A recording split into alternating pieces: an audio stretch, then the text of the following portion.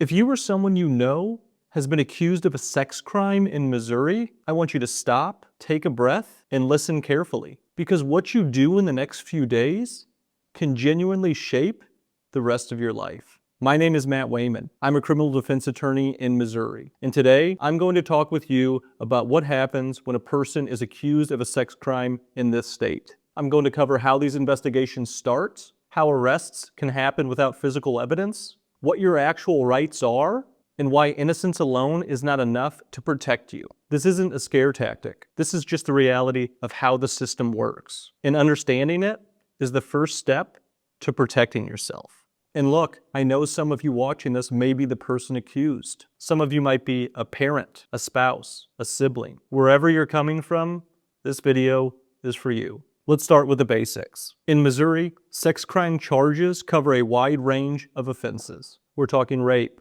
sexual assault, statutory rape, sexual abuse, child molestation, enticement of a child, possession and distribution of child pornography, among others. The consequences, if you're convicted, are severe. We're talking about prison time, sometimes decades. We're talking about mandatory registration as a sex offender, which is a lifelong scarlet letter. We're talking about losing your job, your housing, your reputation, your children, often before you've even had a trial. Here's the thing a lot of people don't fully appreciate. You're presumed innocent. The prosecution has the burden. But in the real world, the second charges are filed, people start talking. And that stigma can do real damage long before a jury ever hears your case. That's why you have to take this seriously from day one. Most sex crime investigations start with a report to law enforcement. And one thing that surprises a lot of people is a lot of times in these cases, the report is not made right away. In Missouri, somebody can report these allegations days, weeks, months, and even years after they're alleged to have occurred. The delayed reporting is completely legal, and prosecutors will argue that it's normal in cases like these. Once that report is made, law enforcement gets to work. They're going to take a statement from the person making the accusation. They're going to look for physical evidence, DNA, and medical records. They may try to pull your phone records, texts, emails, and your location data. They're also going to want to talk to witnesses, and eventually to you. And here is where you really need to hear me.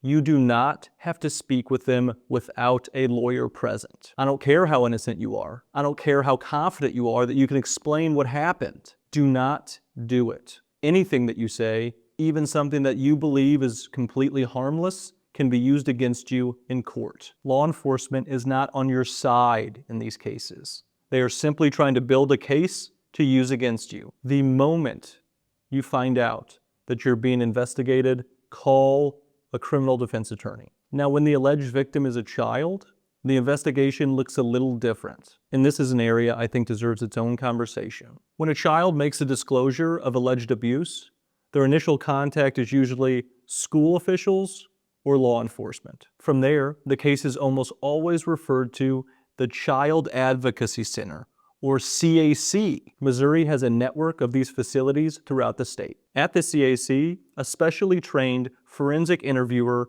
will sit down with the child in a structured, recorded interview. The goal of that interview is to get the child's account of what happened in their own words, in a way that's designed to hold up in court. These interviewers are trained to avoid leading questions, to let the child guide the narrative. But here's why this matters so much from a defense standpoint.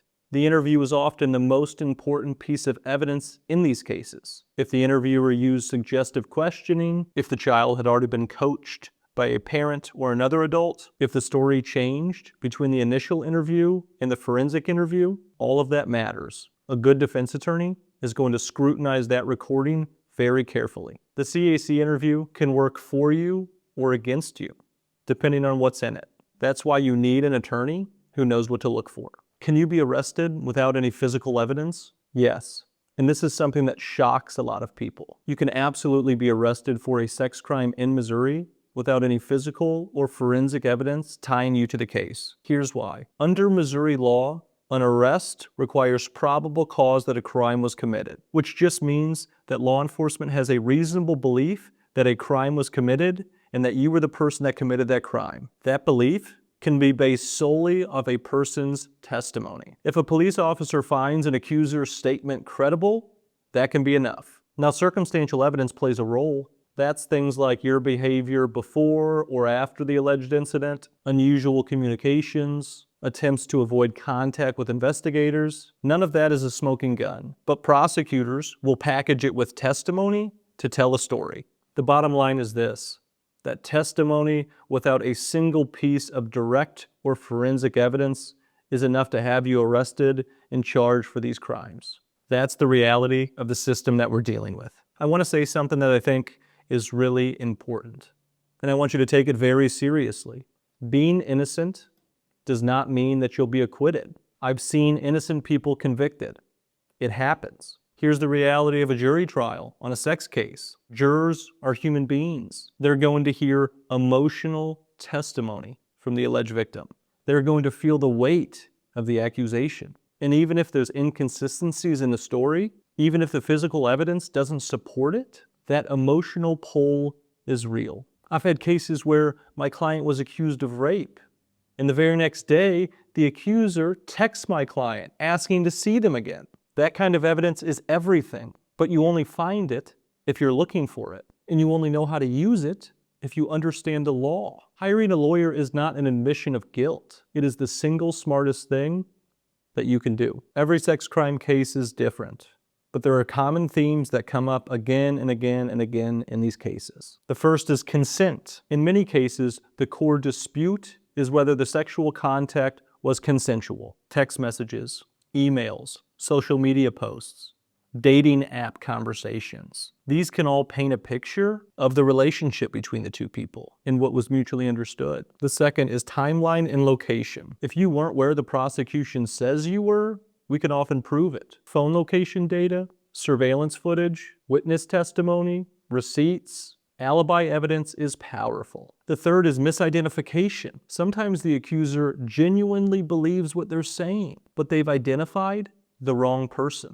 Stress, limited visibility, intoxication, all of these affect memory and identification. The fourth is investigative errors. Evidence can be mishandled. Procedures can be violated. If law enforcement didn't follow the rules, your attorney can challenge the evidence collected as a result. There's no single playbook for defending against a sex crime case. The strategy has to be built around the specific facts of your situation. Let's talk about how these cases can resolve, because there's a range. Best case scenario, no charges ever get filed. That happens when the evidence is weak, the accuser's story has significant problems, or law enforcement simply can't build a sufficient case. A strong, early defense can absolutely influence this outcome. Sometimes the investigation continues longer than expected. Law enforcement may want more information before moving forward, or prosecutors may not yet have what they need to feel confident about a conviction.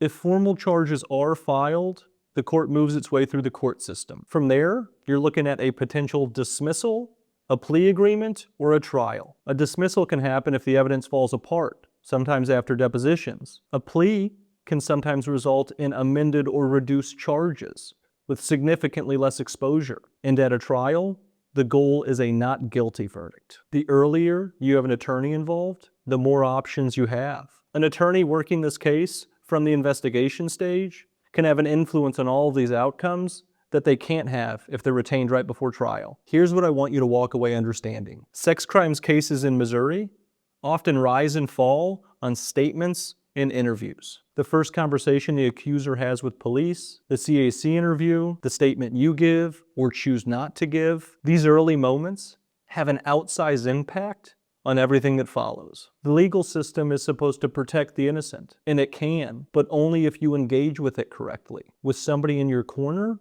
who knows how to navigate it. People make assumptions when they hear these types of charges. They assume guilt. They assume the worst. That's a hard wall to fight against on your own, but it can be done with the right strategy, the right evidence, and the right attorney. If you're facing a sex crime accusation in Missouri, please do not try to handle this alone. Do not talk to police without representation. Do not assume that the truth will work itself out. At the Hammer Law Firm, we handle these serious sex crimes cases all of the time. We're going to listen to you, we're going to understand your specific situation, and we're going to fight for you. The consultation is free. The earlier you get us involved, the more that we can do. If you found this video helpful, please share it with somebody that needs it. And please subscribe if you want to hear about how the legal system in Missouri actually works. I'll see you in the next one.